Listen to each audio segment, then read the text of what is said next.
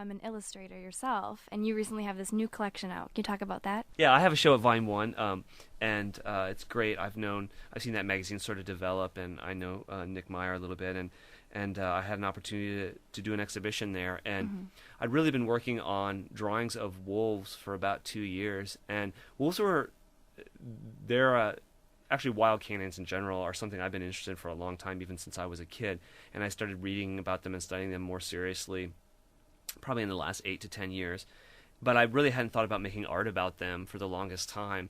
And finally, just something kind of clicked, and it made sense. I wanted to go back to drawing. A lot of them are drawings; they're black and white drawings, and I kind of wanted to go back to drawing and explore this very basic visual media, this form of communication, which is drawing, and just the basic pencil and charcoal and things that come from your hand. Take a step back, because I do a lot of painting and I do some digital work, and I wanted to just go back to this very rudimentary form of visual communication. And so I started doing these drawings, and the subject of the wolf just seemed appropriate, so I kind of latched onto that, and then they poured out pretty fast, because I've been very passionate about wolves and wolf ecology and wild canine ecology and their importance to ecosystems, being typically apex predators. And and there's a lot going on in Wisconsin with regards to wolves in Minnesota and in the country, really.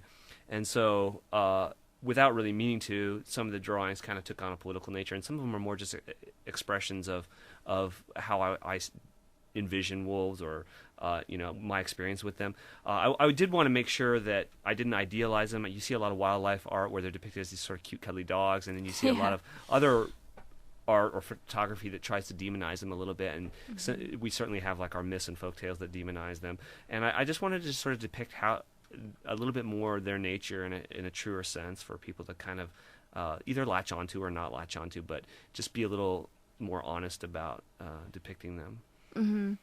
And so what first sparked your interest in canine or wild canines and wolves?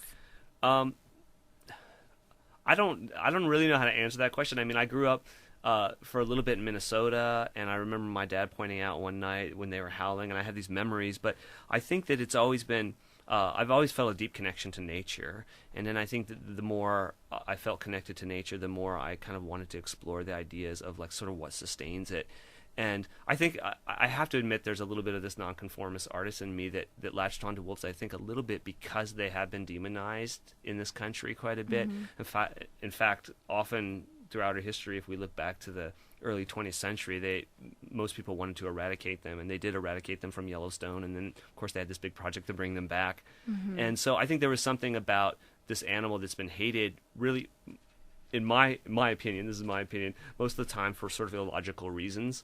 I mean, wolves can be pests, and I'm not denying that, but I think that for the most part they've been unfairly demonized, and I think there was something in my sort of nonconformist artist nature that responded to that, and maybe even a personal connection. I mean, I don't try to anthropomorphize wolves, but just still kind of relating in a sense to this animal that's a little bit despised. I think you can kind of relate to that, and there's something psychological about that. Definitely.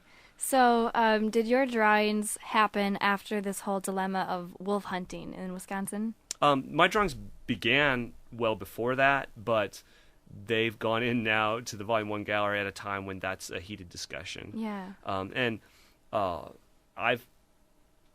I've participated in that to the extent that I've let my legislators know how I feel, but that's something that I kind of try to keep out of the exhibition a little bit, and like I said, just try to make an honest depiction of wolves for the most part.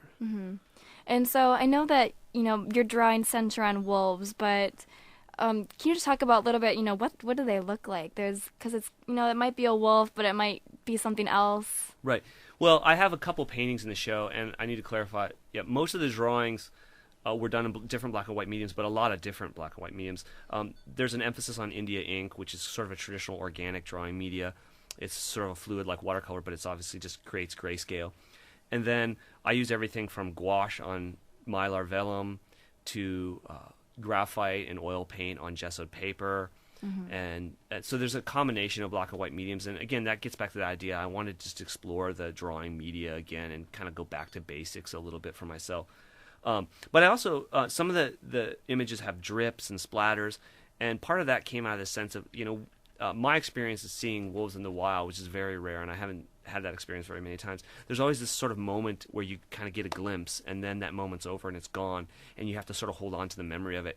And so I wanted some of the drawings, not all of them, some of them are very labor intensive, but some of them were done very quickly, and I wanted that process of doing something quickly to sort of emulate that process of seeing something quickly and having that glimpse in nature. And so there's a connection between the experience that I'm trying to evoke or emulate and the way that I'm making the image. And then others, like I said, were much more detailed and labor intensive, especially the paintings have a lot of layers. And the paintings tend to go into a little bit more of a surreal and fantastic sort of direction.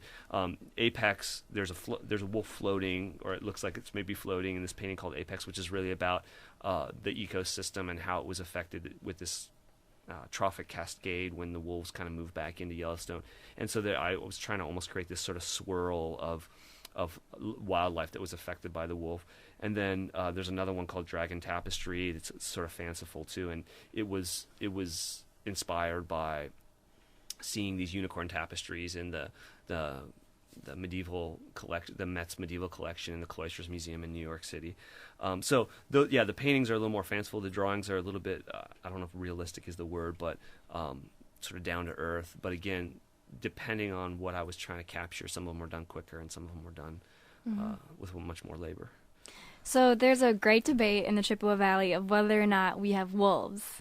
Have you ever seen a wolf in the Chippewa Valley? Yes, I have. I've seen wolves in the Chippewa Valley. Not, like I said, not very often. And most people that see them are either involved with them or they're outdoorsmen or women going out, and whether they're skiing or hunting or doing things like that. Because you have to be in a little bit more remote areas usually to even see them. Wolves typically, from my experience and my knowledge, are fairly reclusive and they don't really like people. So if you see one, you're sort of lucky in my book.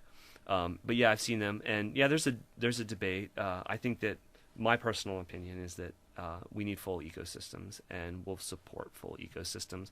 And I realize there's problems when they come in contact with agricultural or livestock areas, and I think that those can be managed and dealt with in positive, meaningful ways. Mm-hmm.